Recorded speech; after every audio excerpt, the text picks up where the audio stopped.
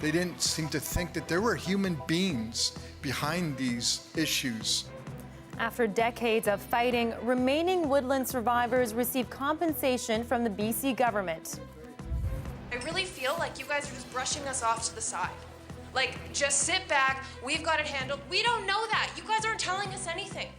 Frustration mounts for residents in the Peace River region as they find out they may have to wait for months before they can return home. A holiday tradition, the Union Gospel Mission does its part to make sure no one goes hungry this Thanksgiving. Lingering showers through the next few hours, but clearing skies on tap for a week ahead. I'll take you through the long range coming up. Good evening, I'm Tina Lovegreen. It's a dark chapter in our province's history, one that has remained closed for more than 4 decades. But now, the remaining patients of the Woodlands Mental Institution are being financially compensated for years of physical, emotional, and sexual abuse. As Jesse Johnston tells us, it took closing a legal loophole to get here. And I remember kids, if they took too long, they would tie them down with knotted bed sheets.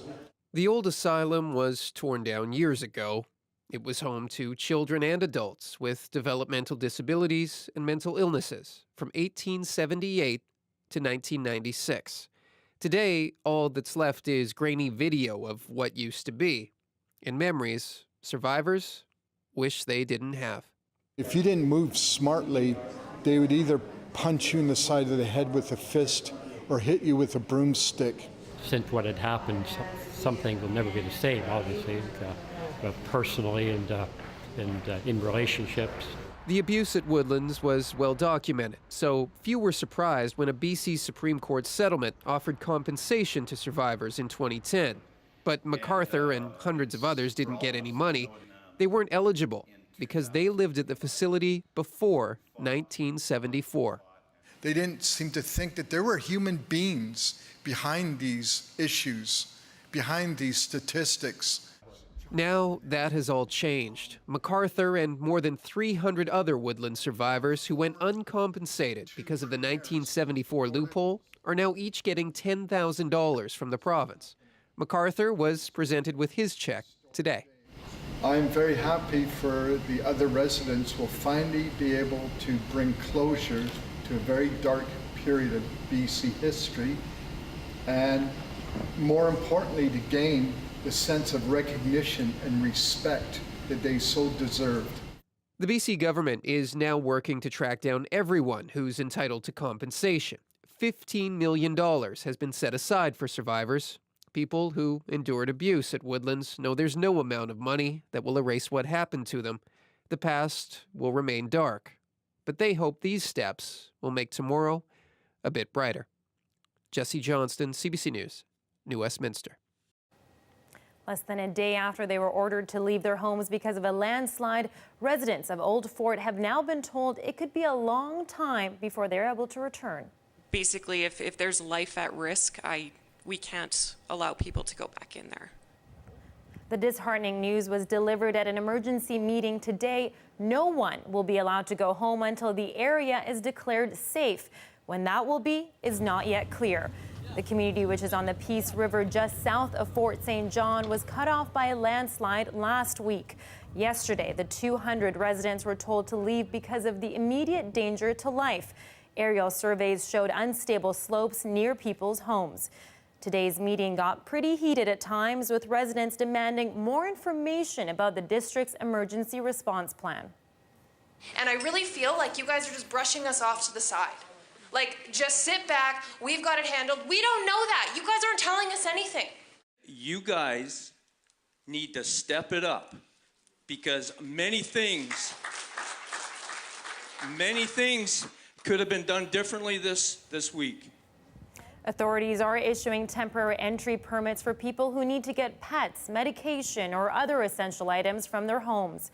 Information on how to obtain one is available on the Peace River Regional District's website. And it turns out a gas leak substance found along the Trans Mountain pipeline didn't actually come from the pipeline itself. The substance was discovered in a ditch in North Surrey on Saturday night. Fire crews were responding to an odor complaint. The pipeline was shut down temporarily as a precaution. Surrey Fire says it appears the fuel was dumped into the ditch. Crews removed it using a vacuum, and Fire Chief Len Garris has asked the Ministry of Environment to look into what happened.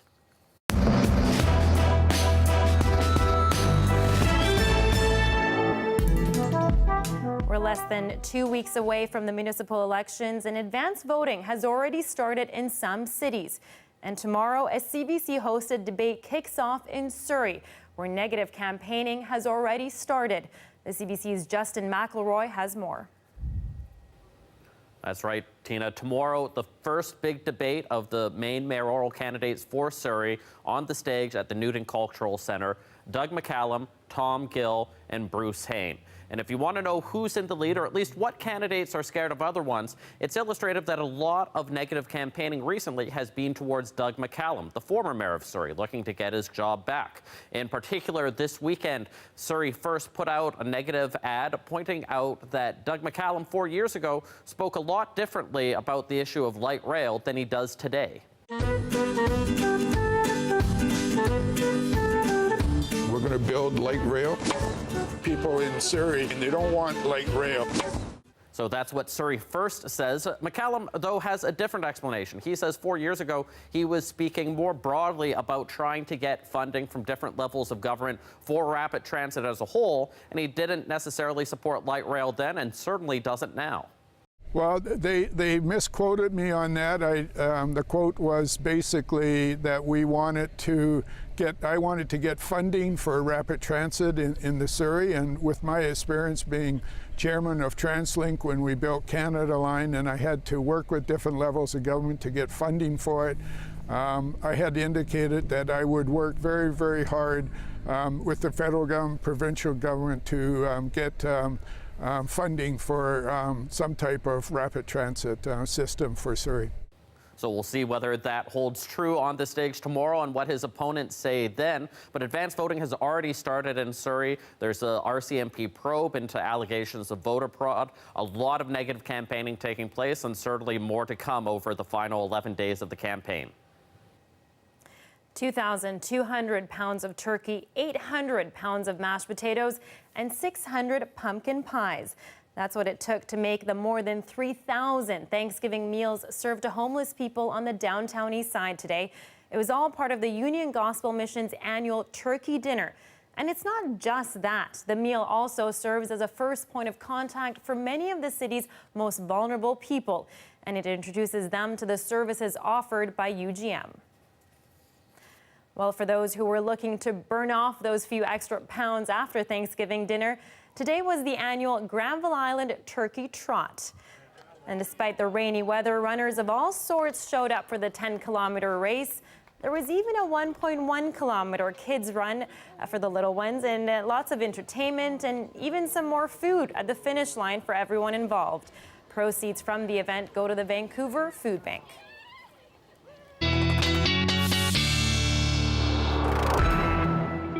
Meteorologist Johanna Wagstaff joins us now for our first look at the weather. Joe, how's it looking out there? Still pretty rainy, Tina, over the next couple of hours. This big system is taking its time. First we had the warm front, then the cold front, but there is a big change coming for tomorrow. Let me take you through the time lapse. Starting the morning off on a drizzly note. We saw steady rain through most of our Sunday, and the holiday Monday was pretty similar. It was more drizzly, though, than steady. The system is tracking quickly, and as I mentioned, we're going to start to see things clear out through the overnight, but leaving some moisture behind, which is why we do have the risk for some overnight fog. 12 this evening in through Vancouver, hanging on to a 9 in through Kelowna. Still very cold air in place across the prairies, and a little bit of a bump in temperatures across the lower Great Lakes. Everyone else pretty much at seasonal. This is the big system that we're tracking, moving through the interior. Still have those special weather statements in place for the Okanagan Connector, Tina. We could be talking 20 centimeters by tomorrow morning for all those people who were saving the drive back till Tuesday morning. It might be a slow one. Wow. All right. Thanks so much, Joe. You're welcome.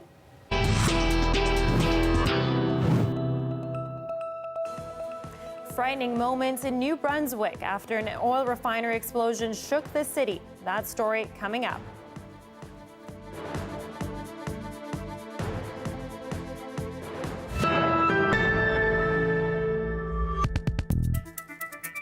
Welcome back. An explosion inside a New Brunswick refinery sent flames shooting 30 meters into the air.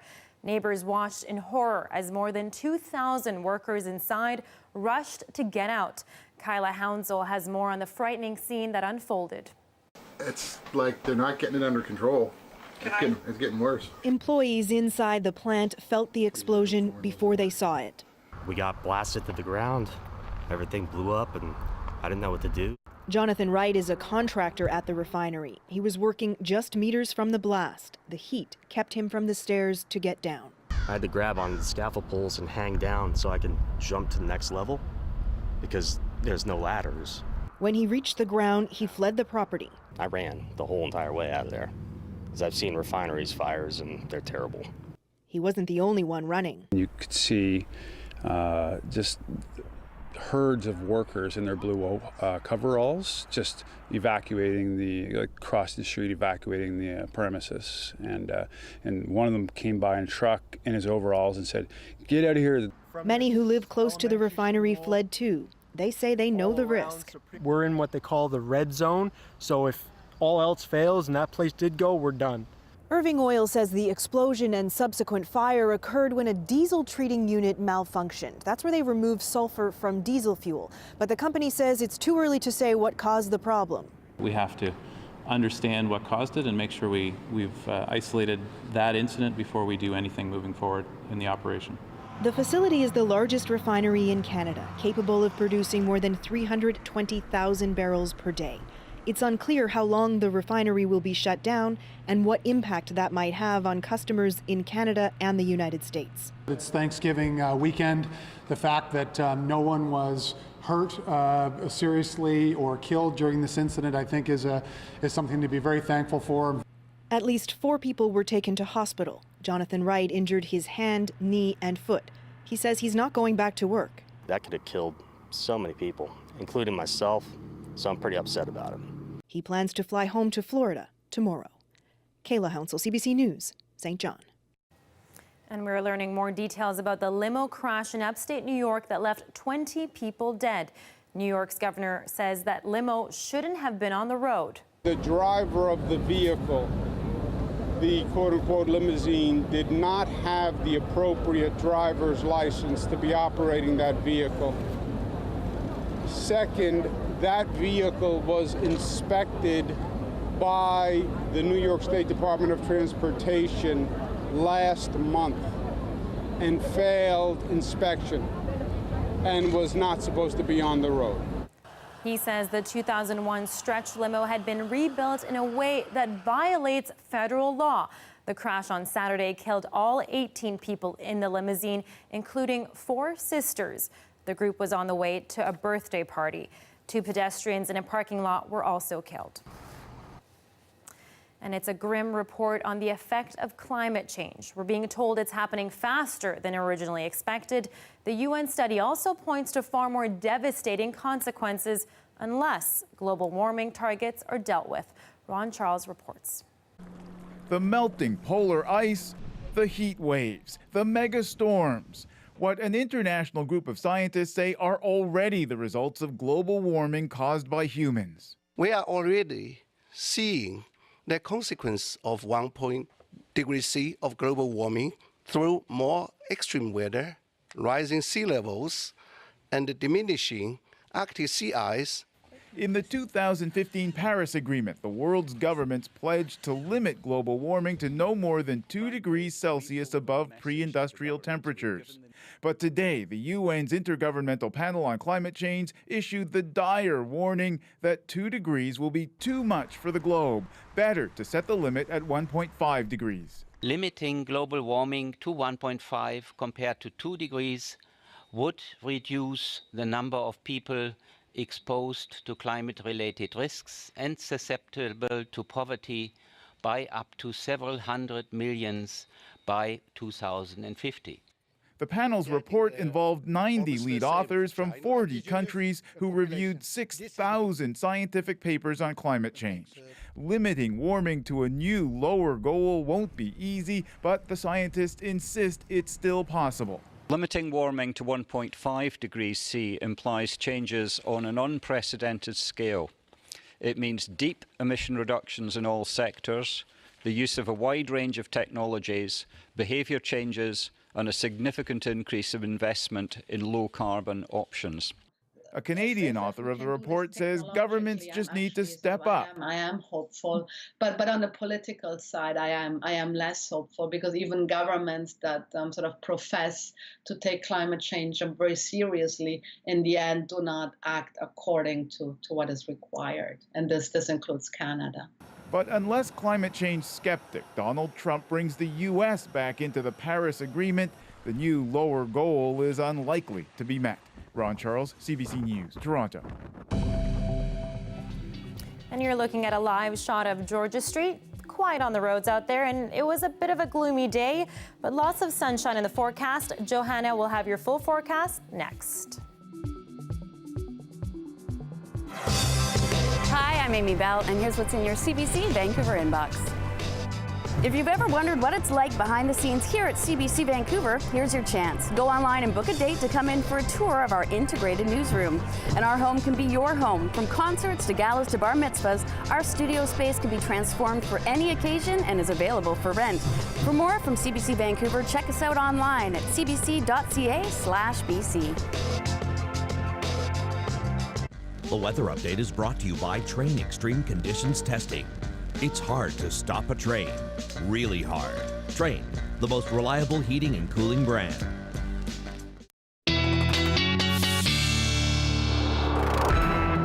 Joe's back for another look at the weather. Joe, tell me there's some sunshine ahead for us here. Tina, I can do that and then some. We are getting into a big ridge of high pressure. Blue skies galore starting Monday onward. Just a few things that I'll time out for you, but generally, once we get behind this cold front that's bringing some lingering showers through the overnight and that patchy fog to start our Tuesday, we're left with a pretty great forecast for those blue sky lovers out there, and temperatures getting back up to our seasonal 15 into the afternoon. So stopping you tomorrow evening, you can see pretty blue. There is just a little bit of a system that tries to sneak in, bringing some high cloud, but I think for Metro Vancouver, most of that will line up through the overnight. So Wednesday, getting back to the blue skies. So taking you down to a 9 tonight, a fairly mild evening, and back up to a 15 and increasing sunshine. So we'll start the day off with some cloud, but we'll continually see more and more of that blue sky. Here's that system that is bringing the snow to the mountain passes. Special weather statement still in place for the Okanagan Connector, but look how fast it sinks south.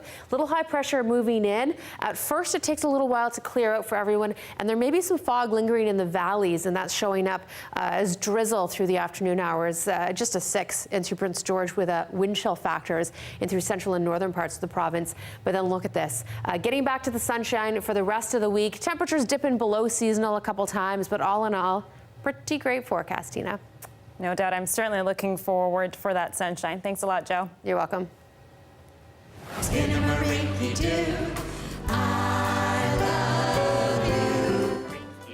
Well, songs like that were part of your childhood soundtrack if you grew up in the 80s.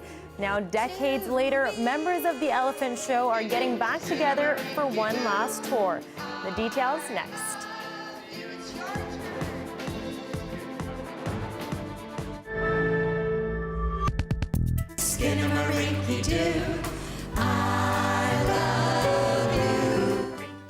Tunes like those have entertained generations of Canadian kids and their parents. Sharon, Lois, and Bram were beloved across Canada and remain so after the trio became a duo when Lois died of cancer 3 years ago. But her legacy lives on through the music. Now in their 70s, Sharon and Bram continue to love performing. Our Tashana Reed recently caught up with them as they geared up for one last tour. They talk about love, talk about peace. When Sharon Hampson and Bram Morrison started making music 40 years ago, they had no idea they'd still be at it today. We thought that we'd make a record and it would be nice. But very, very quickly, it became clear that a career was unfolding in front of us. Zoom, zoom, zoom, my heart goes kaboom. In 1978, along with the late Lois Lilienstein, Sharon, Lois, and Bram made their debut. Church, choirs, those are all mostly gone. People have the urge to put their voices together and sing together. So absent those things, we just kind of walked in and said, okay, come with us. Their uncanny ability to connect with kids and adults took them across Canada and the U.S., even a performance at the White House. The trio sold more than 3 million albums and starred in their own TV shows. Hi, Sharon. Hi, Shanna. At our concerts, if the kids stood up to do something, so did the parents. If they were doing, you know, whatever they did together. And I think it was a rich experience for families to share that. This was our 10th anniversary. Despite the ever-changing landscape of children's entertainment, the group managed to stay relevant for generations of fans. When we do our concerts, nothing has changed. They respond in exactly the same way. Once you pull them away from their screens, they're ready to participate and do it and be part of it. They're building guns. And now, Sharon and Bram are going on tour one last time across Canada, including a stop where it all started, at Young People's Theatre in Toronto. They established that intimate relationship with an audience and also the live connection. And I think over the years, they've maintained that sense that the audience are there with them, singing along with them. This family has shared love for their music across 3 generations, even at Kaylee Meehan's wedding. My father-daughter dance was to Skinnamarink because it was just something that my dad and I, it came to mind as something that we shared as when I was a kid. They're rooted in what's good and sort of a good sense of values. They're familiar and they're fun and you can be silly, and I think it's just nice. There's something that you can share all together. And as Sharon and Bram head on the road one last time, they say they're grateful for the career they've had. If we had to identify one really key thing that we would have hoped to do, that would be putting music into people's lives so it's theirs forever. Tashana Reed, CBC News, Toronto. And Johanna Wagstaff is here for our last look at the weather. So Tina, just get through some patchy fog tomorrow morning, lingering behind today's system. Back up to a 15 with clearing skies, and look at this, under that high pressure through the week, into the weekend, and possibly beyond. And that is your late news for this holiday Monday. For news anytime, visit our website, cbc.ca/BC. Thanks so much for joining us, and happy Thanksgiving. Have a good